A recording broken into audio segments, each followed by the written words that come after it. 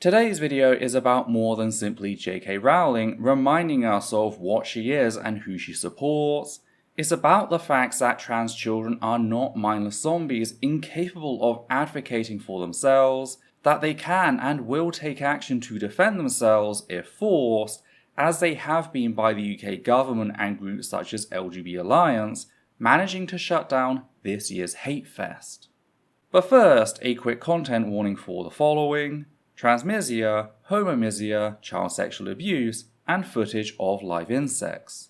If our work has helped you, please consider supporting us via Patreon so that we can keep the channel running.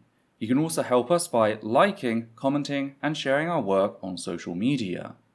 I'd also just like to take this time to remind our viewers that the statements made throughout our videos are the opinions of myself, the host, based on the evidence I have available to me. They are not and should not be taken as unquestionable fact, which is why we reference everything, because we're fallible. Thus we strive to give you, the viewer, the ability to check all evidence yourself in order to make up your own mind, which is what the reference numbers in the top left corner are for, being numbers that match up with the reference list found in the transcript linked down below. As such, we encourage all viewers to do their own research to reach an informed conclusion about the topic. Hi there, my name is Ethel Thurston, she, her, they, them, and we're here to talk about the disaster that was the LGB Alliance's 2024 conference. Who are the LGB Alliance? Well, they're a far-right hate group funded by US evangelicals who seek to use trans rights as a wedge issue to strip away protections for all LGBT+ folk under the pretense that they're actually advocating for lesbian, gay, and bisexual people, particularly lesbians. This is even though lesbian and bisexual women had the strongest support for trans people of any demographic, with less than 6% of either group viewing trans people at all negatively, a fact seen across multiple studies. That's why it was so funny when one of the LGB Alliance's members, Kate Barker, admitted that only 7% of their members were lesbian, meaning they're hardly the advocacy group they're claiming to be. Then there's the facts that their history of defending and working alongside other far-right organizations, such as the US-based Heritage Foundation, a group which seeks to not only eradicate LGBT+ folk, but also ban abortion, is well known. Just like one of their founders, Malcolm Clark, and his open hatred for gay and bisexual people. Proof of this can be seen in how, whilst discussing inclusive gender and relationship education designed to teach compassion among children, Clark brazenly attacked the idea, asserting that it acts as, quote, unnecessary encouragement to predators, end quote, specifically, quote, predatory gay teachers, end quote. Ah yes, nothing says advocating for LGBT people quite like promoting anti-gay hate speech that has historically been used to justify extreme violence against a marginalized community. That said, this line of argument is particularly ironic considering the source. Why?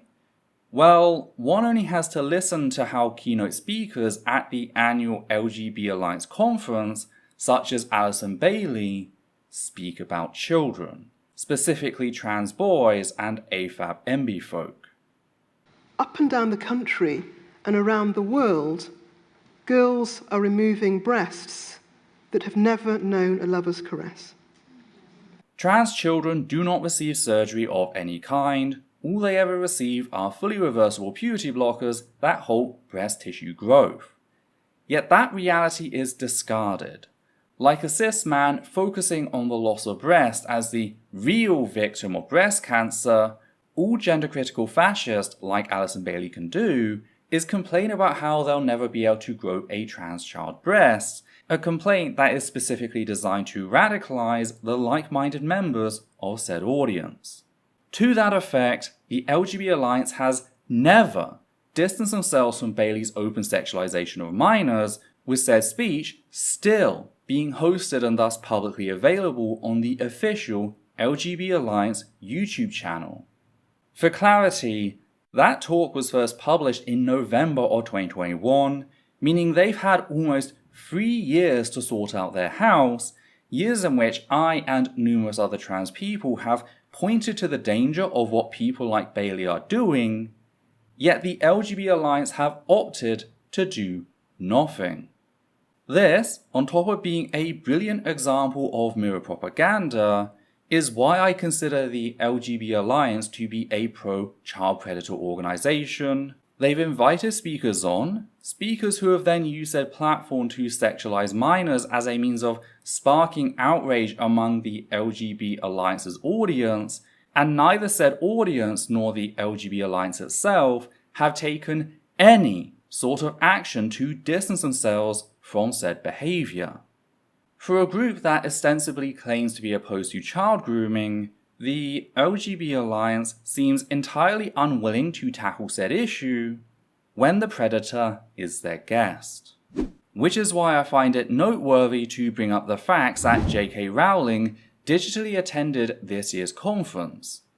That's right, none other than the Queen Turf herself made an appearance via a monitor, showering conference goers with praise in how they're standing up to the trans community, with the official LGB Alliance Twitter account posting that quote, "A wonderful and positive conference message from J.K. Rowling. Thank you so much for your support. Huge round of applause from the room. Red heart emoji." End quote. Again, the fact that the LGB Alliance hosted and subsequently promoted someone who openly sexualized trans children is no secret. I, myself, have raised this issue whilst critiquing Rowling numerous times over the years, so it's not like this is hidden knowledge.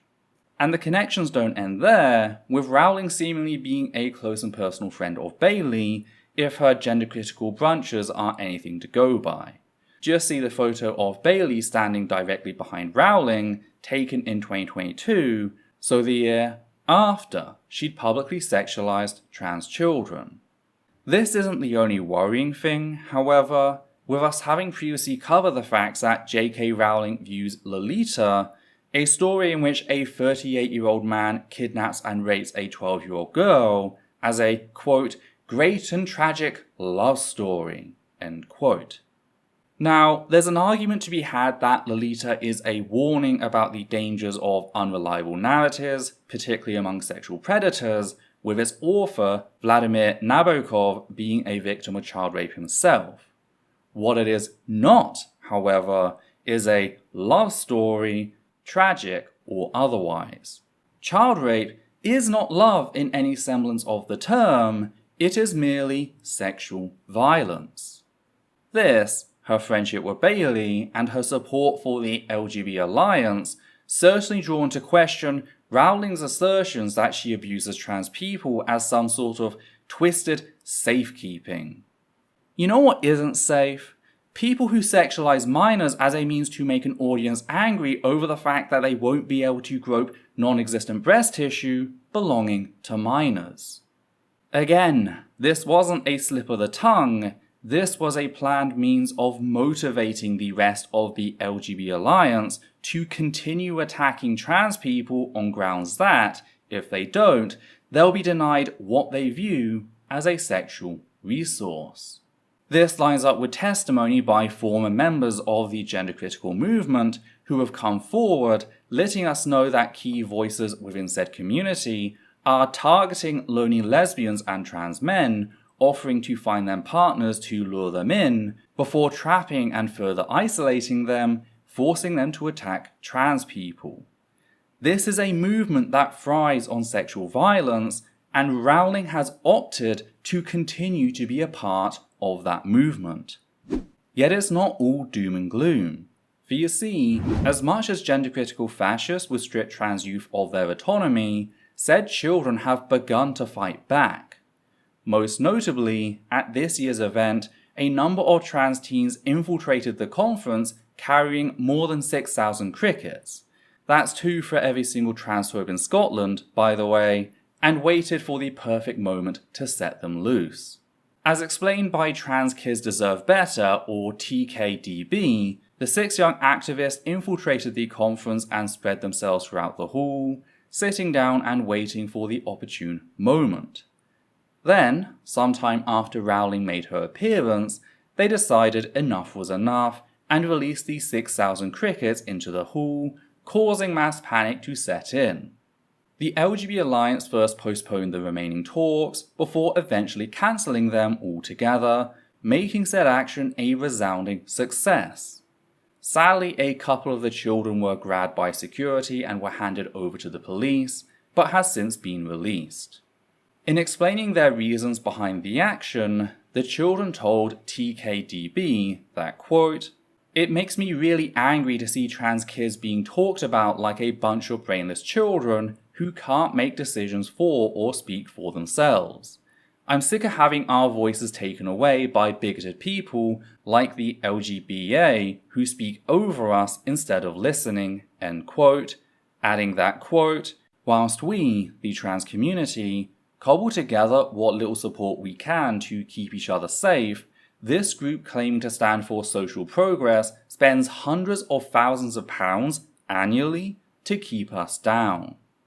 We are trans kids, we are loved, and we deserve dignity," end quote, and that, quote, "They may try to sound the alarm on trans youth accessing life-saving healthcare, but we cannot and will not let them. Trans youth are powerful, and we will let them fucking know it," end quote. It wasn't long before the news made it online, with people posting photos and even videos of the crickets covering chairs and scurrying around the hall. I especially love the photo of just like a single cricket contained within a glass, as if that's going to do anything about the other 5,999 still running about. Sadly, it wasn't long before Rowling, who, to be clear, is cis-het, began labelling said youth homophobic for shutting down a primarily heterosexual anti-LGBT+ hate group.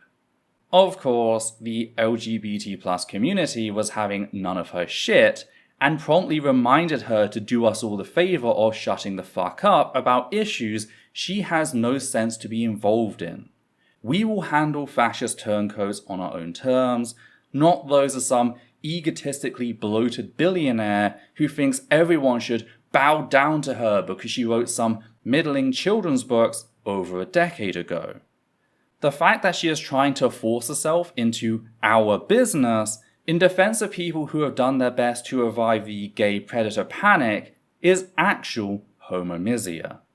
Though Rowling wasn't alone, with Alison Bailey, the child grope woman from earlier, taking to Twitter to assert that, quote, "Just Giving is hosting a fundraiser that purports to be organised by the young people who allegedly released thousands of insects during LGB Alliance's 4th annual conference yesterday. Police investigations are ongoing. The fundraiser by Trans Kids Deserve Better would appear to glorify this behaviour, which targeted a group because of their sexual orientation. If criminal charges are forthcoming, this is precisely what hate crime legislation is designed to punish and deter. This page should be removed by Just Giving and or someone who has the best interest of these young people in mind. Sadly, that does not appear to be the trans rights activists who are cheering them on." End quote. I really don't think Alison Bailey is in any position to lecture others on having the best interest of said children in mind, considering the fact that she, sexualized those very same children.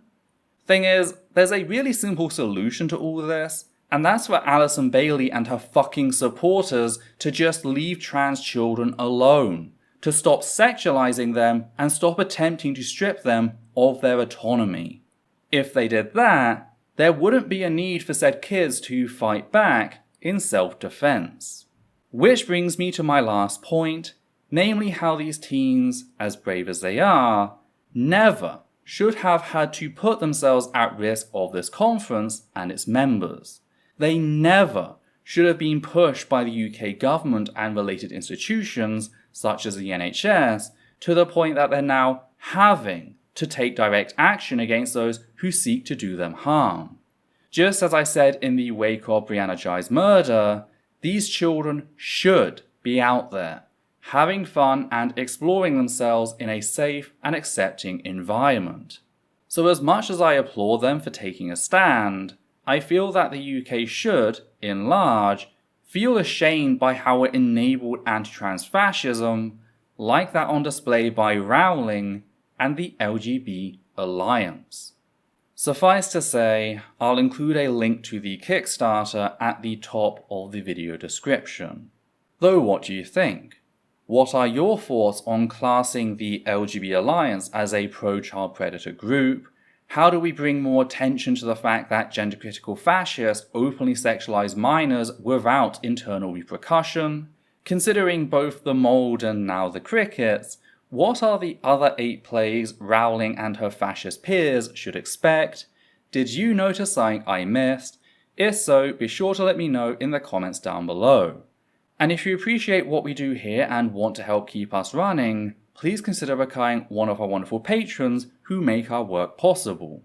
You can also make a one-time donation via PayPal or Super Thanks on YouTube. On that note, we'd just like to thank the following people: Matthew Kovac, Hannah Banghart, Goddess Alita, Sosh Daniels, Flynn, and Higgins the Seagull. And from myself, Adita, and Levi, take care now.